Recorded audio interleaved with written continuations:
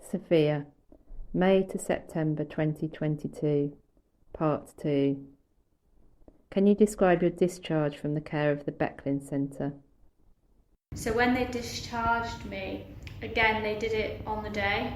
I had no warning. My care coordinator had already expressed what we need is that she needs to work towards a discharge date. And she'd said that from the get-go with them. And they just didn't listen to any of that. And then on the day of the MDT meeting, I went in and they were like, why are you being discharged? You didn't even ask me my opinion.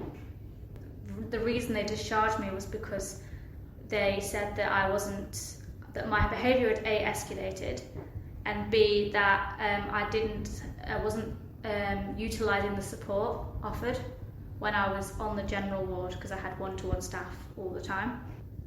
So they were saying that I should have just been, talking about why I did it and why, my emotions and my life. You're not going to do that when you're in hospital and you've been vomiting non-stop and you're on I've done 5 different drips, I had 4 cannulas in, especially when you're on a ward with loads of people and there's no privacy anywhere. And also they were sending every 4 hours a new member of staff. Sometimes they were sending bank staff, sometimes they were sending males, sometimes they were sending somebody that I've never even spoken to or had seen on the ward, so obviously I'm not going to talk to them. But I felt like the blame, their rationale for discharging me was based on my behaviour rather than on what they were offering. When I was discharged, they were reluctant to even refer me to ISS because I hadn't previously engaged with ISS. Now my point to them was, well, you're saying I didn't previously engage with ISS, but you didn't look at the reasons as to why. They kept sending this geezer around. So what do you expect? So they did eventually refer me to ISS, and ISS reluctantly accepted the referral. But again, they on the first day they came, and I laid down a law with them. I said, you can't just be coming around my house at random times of the day and not telling me what time it's going to be, because then that literally housebounds me. And you need to tell me who's coming as well, so I know in advance who's coming. So they did actually do that, but again, I was seen by them twice, 2 days consecutively, and then the Saturday, Sunday, nobody came to see me. And then on the Monday, I was told by my care coordinator, oh yeah, they're going to discharge you. What would have made this experience better? I think they should have supported me for longer, and then there should have been a clear date of when the discharge date would be, or could have at least asked me my opinion. Can you give some examples of some of the things the crisis team have said that you have found unhelpful?